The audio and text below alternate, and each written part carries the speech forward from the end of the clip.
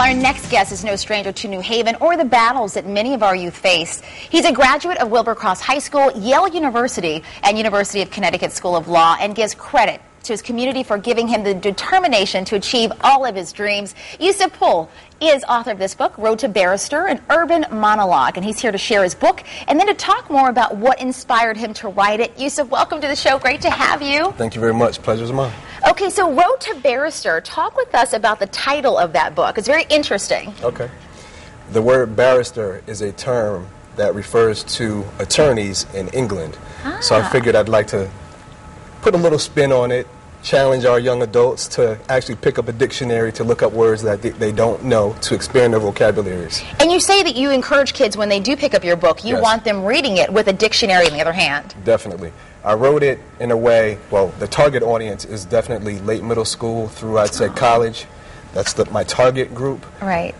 I also wrote it, obviously, in a way that would also inspire and speak to adults as well. But I want to challenge young people to expand over their vocabularies, because I think it's just something that's overlooked in our society. We just need to read more, not just as a community, but just in general. In general, definitely. I like that you say that Road to Barrister reminds us of its enduring lessons. The African-American experience is, in fact, a living history. What do you mean by that? What I mean is, well, first, my book was published during Black History Month. Which is really special. I'd like to think so. I'd like to think so. But during that month, we tend to focus on and celebrate the accomplishments and successes of individuals who have now passed on. However, the African American community continuously is an ongoing story of success. Contributions are made to our community on a daily basis, but however, at times, the media and individuals at large tend to focus more on things that occur that are not as positive. So my focus and my intent in that statement was that we make contributions daily. Right. And you kind of credit, when you're writing this book, it's interesting, I was reading on your website, you credit the youth for really inspiring the book. How did they really kind of influence you to sit down and actually write a book? I've worked with youth pretty much my entire life, from being a teenager. And in youth, I see an exuberance, I see a life, I see fervor that I kind of would want to have for myself. I see potential that is limitless. So through them, I just feel that there's nothing that I cannot accomplish, and I want to do certain things to inspire them.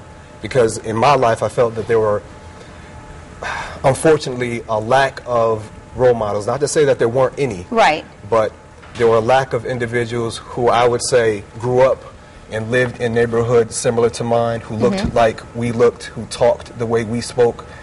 So I want to provide whatever I can to help individuals, young people, to achieve greatness, whatever they perceive it to be. And you really have, though, Yusef. I mean, you're a practicing attorney. I mean, you attended Yale, but you attended the School of Law here in Connecticut. I mean, what was the driving force behind your success? Initially, quite frankly, it was materialism. I wanted to have things that people who around me had. The nice car. Definitely, definitely. And unfortunately, in my neighborhood, those people were drug dealers. Right. And as a result, I made a lot of poor choices, very poor choices.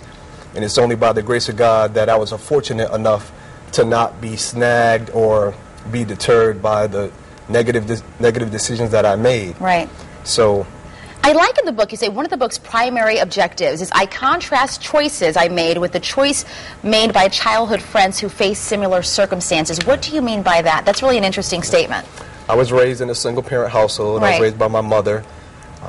Definitely my grandparents. I have to definitely give them thanks and a lot of credit in terms of who I am today.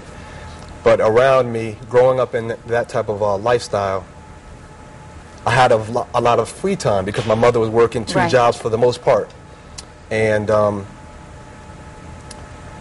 lot of my friends made very, very bad choices. So do you look back? Is it hard for you, though, to look back? Is it that you're wondering why you made it and maybe somebody else didn't make it out of the quote-unquote hood? I mean, is that what you kind of contemplate? Not really. I know it's because of my foundation is in Jesus Christ. Okay. I'm a religious person. I believe in God. I believe in Jesus. And I understand also that I was fortunate. I'm not saying that every single person who does believe in God will come out of their circumstances, but I was one of the fortunate few, so to speak. But a lot of my friends, they made really bad choices. Some of them lost their lives as a result of doing so, growing up in the neighborhood that I grew up in. But I was pushed by people who cared about me to pursue programs, to pursue activities that kind of took me away from that element. So 30 seconds or less that we have left. I mean, what's the takeaway from your book? Someone's going to watch today. What do you want them to know about your book? The first thing I want them to know is that the only deterrent, the only impediment that would, let's say, disallow them from reaching whatever goals and aspirations that they set for themselves is that individual person. A lot of times we, as a whole, not just African Americans, but everyone, we make excuses for the reason why we are in certain circumstances. So the first thing I want people to understand is that you are the reason for whatever circumstance or success that comes your way. Well put. And in addition, I'm sorry. Go ahead. No, go ahead. Really quickly. In addition, I just want people to understand that it's really important to surround yourselves